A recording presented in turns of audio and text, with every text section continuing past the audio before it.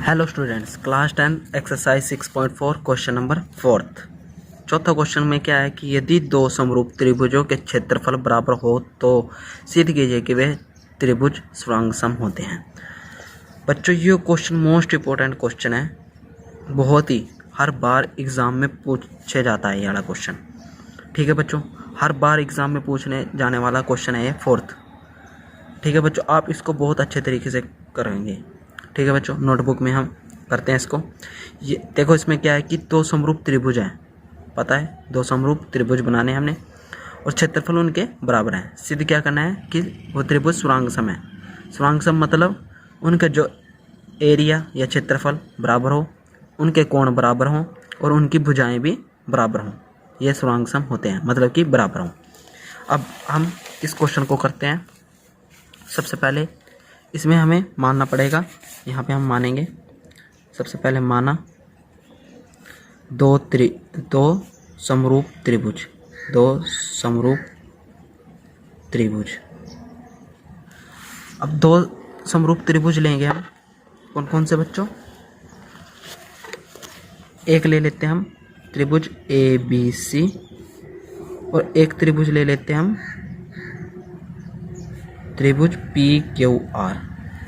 ठीक है बच्चों, दो त्रिभुज ले लिए हमने, मतलब दो समरूप त्रिभुज हमने माने थे। ठीक है बच्चों, अब हमें और क्या इसमें देर क्या है कि उनके क्षेत्रफल बराबर हैं। पहले हम इनको ड्रॉ कर लेते हैं, त्रिभुज ABC को। ठीक है बच्चों, हम त्रिभुज ABC को ड्रॉ करेंगे, ABC और त्रिभुज PQR। दो समरूप त्रिभुज ले लिए, मतलब ये दोनों आपस में समरूप हैं। और इनके क्षेत्रफल, जो इनके क्षेत्रफल है एरिया त्रिभुज ABC का, वो एरिया त्रिभुज PQR के बराबर है। ठीक है बच्चों, समरूप है तो इनके एंगल भी बराबर होंगे आपस में। ठीक है बच्चों, ये आपको पता है। अब हम कौन कौन से ट्रायंगल में बात करेंगे? ABC में और PQR में। तो यहाँ पे लिख देंगे अतः त्रिभुज ABC व त्रिभुज PQR में। क्यों करेंगे? आपको पता है कि जो परिमेय 6.6 था, उसमें क्या था कि जो परिमेय था वो 6.6, कि उसमें क्या था, दो समरूप त्रिभुज है हमारे पास, तो उनके दो समरूप त्रिभुज के अनुपातों के वर्ग के बराबर होता है, मतलब जो संगत भुजाएं हैं उनके वर्ग के बराबर होता है। मैं बताता हूँ आपको, जो इनका एरिया त्रिभुज क्षेत्रफल है, उनके अनुपात एरिया त्रिभुज PQR।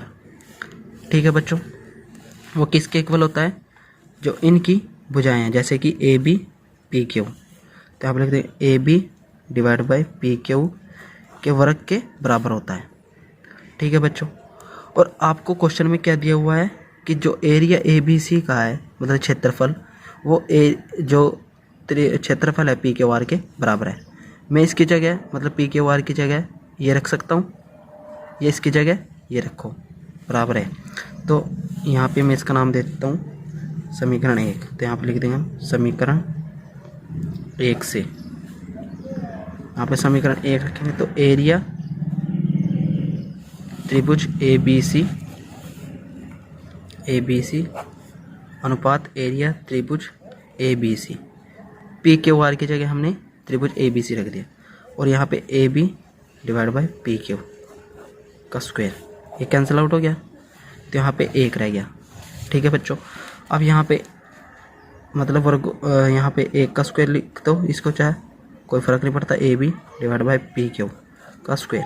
तो यहाँ पे आगे लिख सकते हैं आप कि वर्गों की तुलना करने पर, तो यहाँ लिख देंगे हम वर्गों की तुलना करने पर।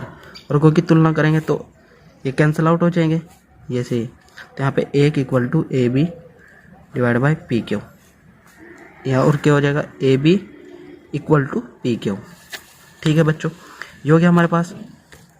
तो इससे क्या हो गया कि हमारी जो एक संगत भुजाएं हैं AB वो PQ के इक्वल है।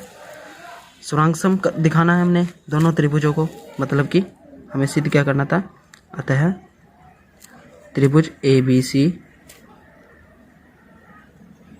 और त्रिभुज PQR में। इसको हम दूसरा समीकरण मान लेते हैं, इसकी जरूरत पड़ेगी यहाँ पे। ठीक है बच्चों, अब आपको पता है सर्वांग सम दिखाने के लिए एक रूल है, वो कक्षा 10th में ही पढ़ोगे आप आगे। तो वो रूल क्या है कि अतः मैं आपको रूल बताता हूँ, जो साइड नहीं वो एंगल साइड एंगल, ये आपने रूल पढ़ा होगा, ये पढ़ेंगे आप आगे। ठीक है बच्चों, तो इससे लेंगे एक एंगल आपको पता है तीनों बराबर है, तो एंगल ए वो एंगल P के बराबर होगा और एंगल B एंगल Q के बराबर होगा। तो यहाँ पे हम लिख देते हैं जो एंगल A है इक्वल टू एंगल P के बराबर होगा। क्यों होगा? जो ट्रायंगल ABC है वो समरूप है ट्रायंगल PQR के। ठीक है बच्चों, और एक साइड भी है AB इक्वल टू, यहाँ पर लिखते हैं समीकरण 2 से AB इक्वल टू PQ, यहाँ लिख देंगे समीकरण 2 से। और एक और angle B equal to angle Q, तो किस कारण है? ये भी ट्रायंगल ABC समरूप है ट्रायंगल PQR के।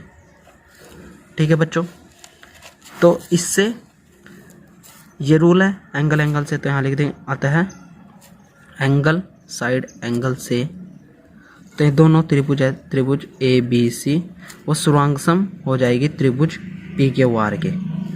यही हमें प्रूफ करना था।